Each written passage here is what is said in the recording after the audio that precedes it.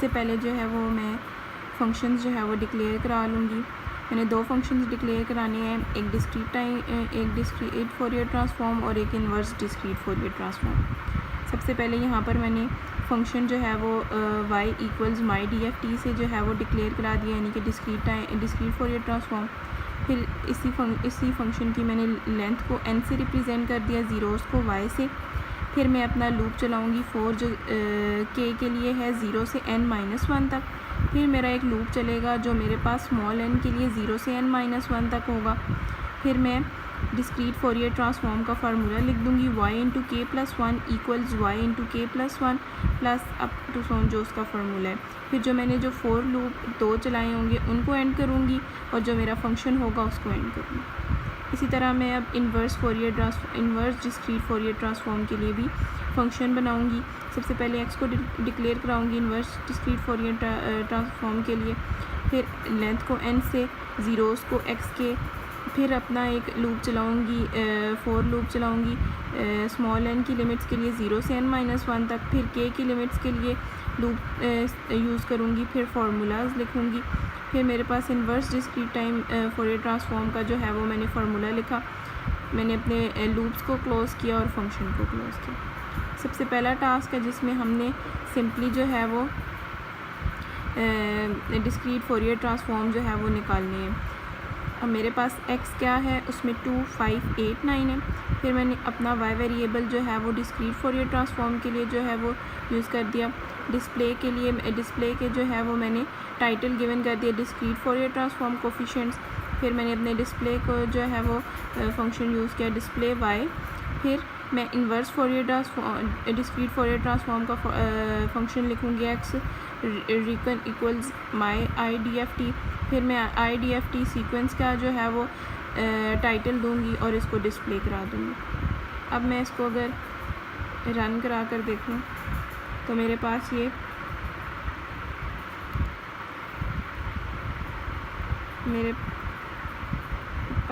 DFT coefficients आ गए और ये IDFT सीक्वेंस आ गए। ठीक है, मेरे पास अब सेकेंड लैब है जिसमें मैंने अपने DFT के वेरिएबल से जो है वो फ्रीक्वेंसी स्पेक्ट्रम बनाना है। मेरे पास 11 x है, x of 1, x of 2, x of 3 up to सोन x ऑफ 11।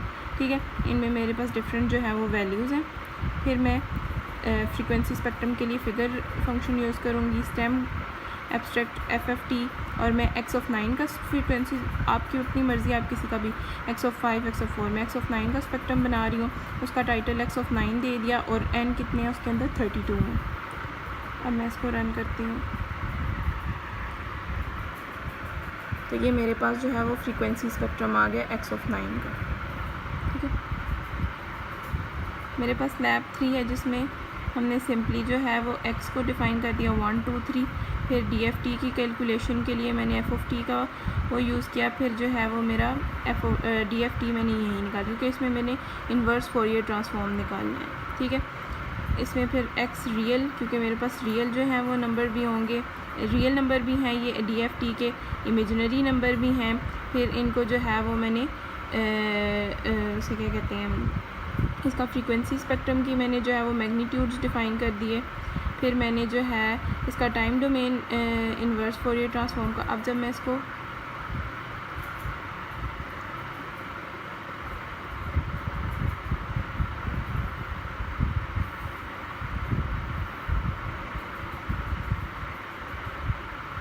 रन करूँगी तो मेरे पास जो है वो इन्वर्स डिस्क्रीट फोरियर ट्रांसफॉर्म आ जाएगा। लैब नंबर 4 मेरे पास है जिसके अंदर लैब नंबर 2 की जो है मेरे पास जो वेरिएबल्स थे 11 x ऑफ 11 तक, उन्हीं वेरिएबल्स को जो है वो लेकर मैंने FOT से जो है वो फेज़, मैग्नीट्यूड और पावर स्पेक्ट्रम निकालना है। तो मैंने सबसे पहले यहाँ पर अपने x ऑफ 11 वेरिएबल्स डिक्लेयर कर दिए, फिर उनका FFT डिक्लेयर किया। फिर मैग्नीट्यूड x ऑफ, अब मैग्नीट्यूड, फेस और स्पेक्ट्रम निकालना है तो हर वेरिएबल के लिए मैंने जो है पहले x ऑफ 1 मैग्नीट्यूड, फिर x ऑफ 1 फेज़, फिर x ऑफ 1 पावर, इसी तरह अप टू सोन 11 तक मैंने जो है वो फंक्शंस जो है वो डिक्लेयर करा दिए। अब मैं x ऑफ 5 का जो है वो मैग्नीट्यूड, फेस और स्पेक्ट्रम निकालना चाहती हूँ। तो सबसे पहले मैंने सब प्लॉट, मेरे पास नंबर 1 प्लॉट होगा तो 3 1 1, क्योंकि मेरे पास टोटल 3 प्लॉट्स होंगे, ठीक है। तो सबसे पहले स्टेम एक्स ऑफ 5 मैग्नीट्यूड, क्योंकि मैंने मैग्नीट्यूड निकालना है, उसका टाइटल लेबल एक्स लेबल और वाई लेबल मैंने गिवन कर दिया। इसी तरह फेस स्पेक्ट्रम और पावर स्पेक्ट्रम के लिए भी मैं कर लूँगी। अब जब मैं इसको रन करूँगी तो मेरे पास ये एक्स ऑफ 5 का मैग्नीट्यूड स्पेक्ट्रम आ गया, ये एक्स ऑफ 5 का फेस स्पेक्ट्रम आ गया और ये एक्स ऑफ 5 का पावर स्पेक्ट्रम आ गया। ये थी हमारे पास लैब नंबर 5, जिसमें हमने आज डिस्क्रीट फॉरियर ट्रांसफॉर्म की जो है वो रिप्रेजेंटेशन की है फ्रीक्वेंसी डोमेन में।